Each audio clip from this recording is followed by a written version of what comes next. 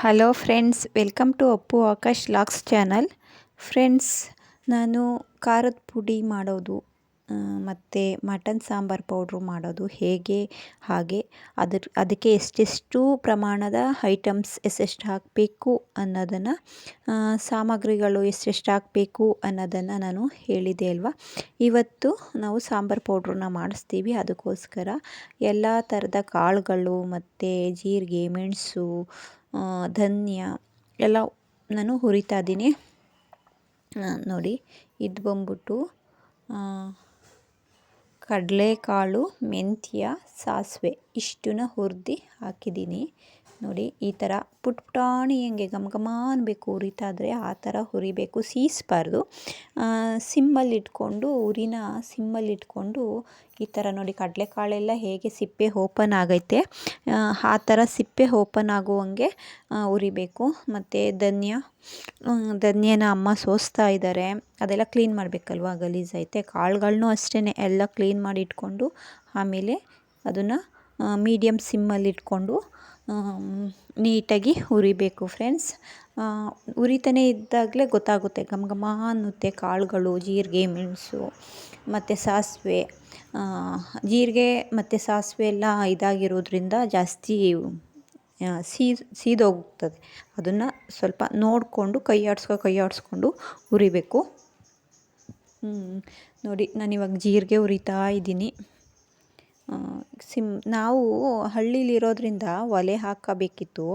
ಆದರೆ ಈ gas ಸ್ಟವ್ಗೆ addict ಆಗಿಬಿಟ್ಟು, ಈ ಗ್ಯಾಸಲ್ಲೇ ಅಡುಗೆ ಮಾಡಿ ಅಡಿಕ್ಟ್ ಆಗಿಬಿಟ್ಟು ಗ್ಯಾಸ್ ಸ್ಟವಲ್ಲೇ ಹುರಿತಾ ಇದ್ದೀನಿ.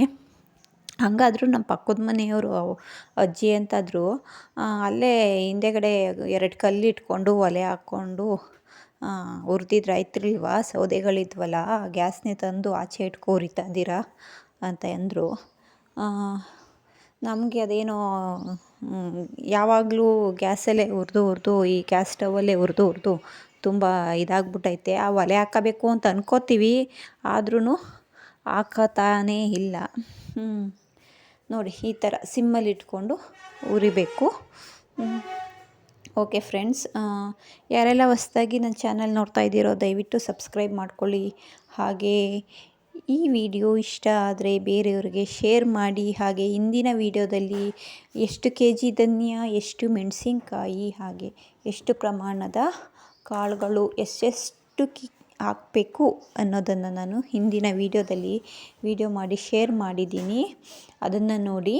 ಮತ್ತು ಇವಾಗ ಯಾವ ಥರ ಹುರಿಬೇಕು, ಆಮೇಲೆ ಪುಡಿ ಮಾಡಿಸ್ಕೊಂಡು ಬಂದ ಮೇಲೆ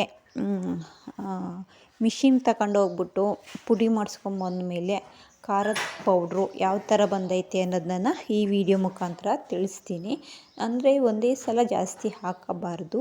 ನಾನು ನೋಡಿ, ದೊಡ್ಡ ಬಾಣಲಿ ಇಟ್ಟಿದ್ದೀನಿ, ಆದರೆ ಸ್ವಲ್ಪನೇ ಹಾಕ್ಕೊಂಡು ಹುರಿತಾ ಇದ್ದೀನಿ. ನೋಡಿ, ಅಮ್ಮ ಧನ್ಯ ಎಲ್ಲನೂ ಕ್ಲೀನ್ ಮಾಡಿಕೊಡ್ತಾ ಇದ್ದಾರೆ.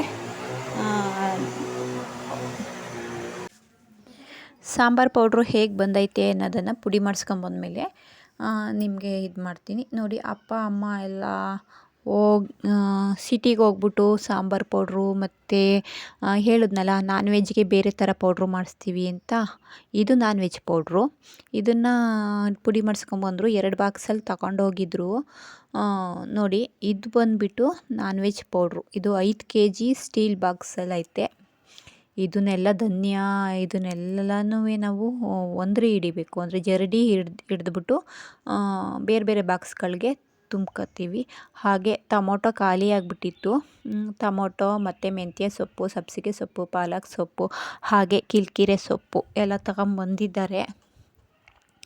ನೋಡೋಣ, ಸಂಜೆಗೆ ಪಲ್ಯ ಮಾಡಿಬಿಟ್ಟು ಉಪ್ಸಾರು ಮಾಡಿಬಿಡ್ತೀನಿ. ಹಾಗೆ ತಿನ್ನೋಕ್ಕೆ ತಿಂಡಿ ಅಂದ್ಬಿಟ್ಟು ಪಾನಿಪುರಿನೂ ತಂದಿದ್ದಾರೆ. ನೋಡಿ, ಇದು ದೊಡ್ಡ ಬಾಕ್ಸು. ಈ ಬಾಕ್ಸಲ್ಲಿ ನೋಡಿ, ಇದು ಸಾಂಬಾರು ಪೌಡ್ರು, ಖಾರದ ಪುಡಿ, ಸಾಂಬಾರಿಗೆ ಹಾಕುವಂತಹ ಬೇಳೆ ಸಾಂಬಾರು ಆ ಥರ ಹಾಕುವಂತಹ ಸಾಂಬಾರು ಪೌಡ್ರು ಇದು. ಅದು ಚಿಕ್ಕ ಬಾಕ್ಸಲ್ಲಿ, ಸ್ಟೀಲ್ ಬಾಕ್ಸಲ್ಲಿ 5 kg ಬಾಕ್ಸಲ್ಲಿ ಇದ್ದಿದ್ದು ಇದು ನಾನ್ ವೆಜ್ ಮಾಡೋಕ್ಕೆ ನಾನ್ ವೆಜ್ ಪೌಡ್ರು. ಅದು ನಾನ್ ವೆಜ್ ಏನಾರು ಮಾಡಿದಾಗ ಆ ಪೌಡ್ರನ್ನ ಯೂಸ್ ಮಾಡ್ತೀವಿ. ನೋಡಿ, ಇಷ್ಟು ದೊಡ್ಡ ಬಾಕ್ಸು, ಇಷ್ಟು ದೊಡ್ಡ ಬಾಕ್ಸಲ್ಲಿ ಇದು ಬಂದ್ಬಿಟ್ಟು 3/4 ಭಾಗ ಐತೆ. ಅಲ್ಲಿ ಪುಡಿ ಮಾಡಿಸುವಾಗ ತೂಕ ಮಾಡಿಸ್ತಾರಂತಲ್ಲ, ಆವಾಗ 8 kg ಬಂತಂತೆ. ಇದು ಮೋಸ್ಟ್ಲಿ ಒಂದು 8 ಸೇರು ಪೌಡ್ರು ಇರ್ಬೋದು ಅಂತ ಅನ್ಕೋತೀನಿ. 8-9 ಸೇರು ಪೌಡ್ರು ಇರ್ಬೋದು. ಅದು ಬಂದ್ಬಿಟ್ಟು ಒಂದು 3 ಸೇರು. ಇದು ಎಷ್ಟು ದಿನ ಬರುತ್ತೆ ಅಂದರೆ ನಮ್ಮ ಮನೆಗೆ 7 ತಿಂಗಳು 6 ತಿಂಗಳು 7 ತಿಂಗಳೊಳಗೆ ಇಷ್ಟು ಖಾಲಿ ಮಾಡ್ತೀವಿ ನಾವು. ಆವಾಗಲೇ ಹೇಳಿದ್ನಲ್ಲ, ಜಾಸ್ತಿ ಸಾಂಬಾರೆಲ್ಲ ಖಾಲಿ ಆಗುತ್ತೆ, ಹೋದ ವೀಡಿಯೋದಲ್ಲಿ ಹೇಳಿದ್ದೀನಲ್ವ, ಅದಕ್ಕೋಸ್ಕರ ಖಾಲಿ ಆಗುತ್ತೆ ಬೇಗ. ಮತ್ತು ಇನ್ನು ಶಿವರಾತ್ರಿ ಟೈಮ್, ಯುಗಾದಿ ಟೈಮ್ ಬಂದಾಗ, ಇಲ್ಲ ಸಂಕ್ರಾಂತಿ ಹಬ್ಬ ಅಥವಾ ಶಿವರಾತ್ರಿ ಹಬ್ಬ ಬಂದಾಗ ಮತ್ತೆ ಮಾಡಿಸ್ಬೇಕಾಗುತ್ತೆ. ಓಕೆ ಫ್ರೆಂಡ್ಸ್, ಈ ವಿಡಿಯೋ ಇಷ್ಟ ಆದರೆ ಲೈಕ್ ಮಾಡಿ, ಶೇರ್ ಮಾಡಿ. Thank you.